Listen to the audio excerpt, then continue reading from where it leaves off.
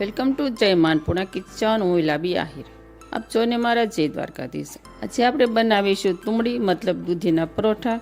આ પરોઠા એકદમ ખાવામાં સ્વાદિષ્ટ, નરમ અને એકદમ સોફ્ટ પરોઠા બને છે, તે પણ ઓછા તેલમાં. તો ફ્રેન્ડ, તમને મારી રેસીપીના વિડીયો સારા લાગતા હોય તો મારી ચેનલને સબસ્ક્રાઈબ કરજો, લાઇક કરજો અને વધુમાં વધુ શેર કરજો. બાજુમાં રહેલી ઘંટડીને દબાવી દેજો જેથી મારા નવી નવી રેસીપીના વિડીયો આપ સુધી પહેલાં પહોંચે. તો ચાલો હવે આપણે બનાવી લઈએ દૂધીના ઇન્સ્ટન્ટ પરોઠા. તો તેના માટે મેં અહીંયા 200 ગ્રામની તુમડી લીધી છે.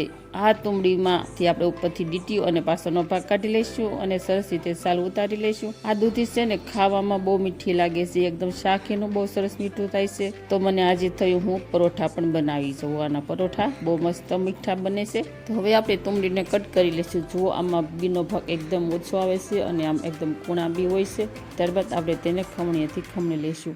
ખમણી અહીંયા આપણે મોટી ખમણી જે આવે છે તે જ ખમણવાની છે, નાના ખમણીના ઓલથી નથી ખમણવાની. મોટા ખમણીના ઓલથી ખમણીશું તો આપણું સીણ એકદમ સરસ મીડિયમ થાય, બહુ ઝીણું પણ નહીં થાય ને બહુ જાડું પણ નહીં રહે. તો આવી રીતે હું દૂધીને ખમણી લઈશ. તો અહીંયા આપણી પ્રોપર દૂધી ખમણાઈ ગઈ છે. હવે આપણે આમાંથી પાણી નથી કાઢવાનું અને ઝીણો રોટલીનો લોટ લઈ 2 વાટકી સાળી લઈશું. કોઈ પણ લોટ સાળવો જરૂરી છે. લોટ સળાઈ ગયા બાદ આપણે તેમાં મસાલા એડ કરી દઈશું. મસાલામાં 1 વાટકી લસણ મરચાંની પેસ્ટ, 1 વાટકી લીલા ધાણા અને 1/2 ટીસ્પૂન જીરું અને 1/2 ટીસ્પૂન ધાણા જીરું પાવડર અને 1/4 ટીસ્પૂન હિંગ અને 1 ચમચી લાલ મરચું પાવડર અને સ્વાદ અનુસાર મીઠું અને 1 લીંબુનો રસ એડ કરી દઈશું અને 1/2 ટીસ્પૂન સફેદ તલ એડ કરી દઈશું. ત્યારબાદ 3 પાવડા તેલ એડ કરી દઈશું. ત્યારબાદ 5 ટીસ્પૂન હળદર એડ કરી દઈશું. બધા મસાલા મિક્સ કરી અને સરસ રીતે લોટ બાંધી દઈશું. દૂધીમાં પાણી છૂટે છે એટલે આપણે તે પ્રમાણે જોઈ અને પાણી એડ કરતા જઈશું. પાણી આપણે થોડું જ એડ કરવાનું છે, નકર આપણો લોટ ઢીલો થઈ જશે. આવી જ રીતે હું સરસ રીતે લોટ બાંધી લઈશ. અહીંયા લોટ બંધાઈ જશે. હવે હું થોડુંક તેલવાળો હાથ કરી અને લોટ ઉપર લગાડી દઈશ અને 5 થી 7 મિનિટ સુધી આપણે રેસ્ટ આપી દઈશું એટલે આપણો લોટ સરસ કૂણ આવી જાય.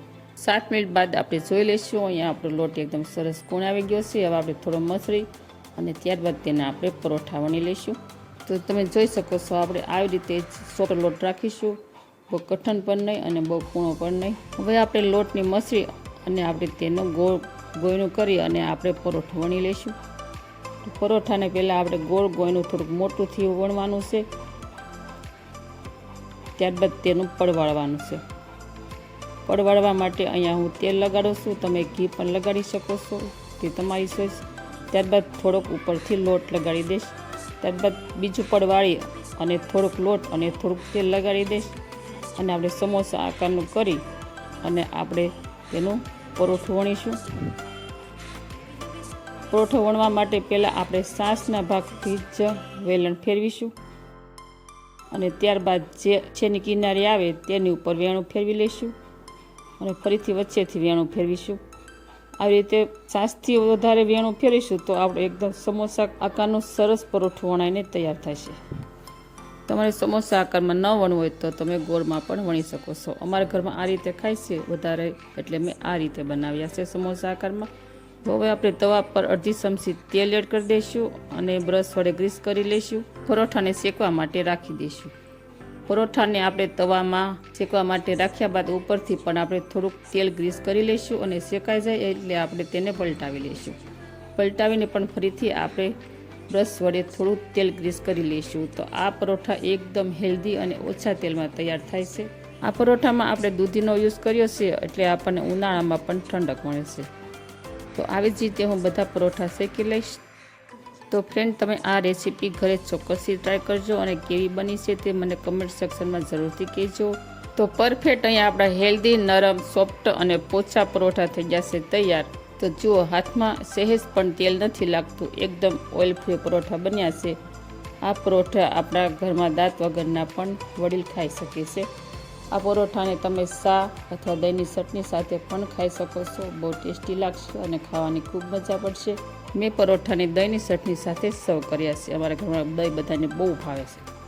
આવી જ અવનવી રેસીપીઓ શીખવા માટે જય માનપુણા કિચનને સબસ્ક્રાઈબ કરજો, વિડીયોને લાઇક કરજો અને શેર કરજો. તો આવજો, ફરી મળીશું આવી જ નવી રેસીપી સાથે. મતલબ નેક્સ્ટ વિડીયોમાં. Thank you. જય દ્વારકાધીશ એન્ડ જય સિયારામ.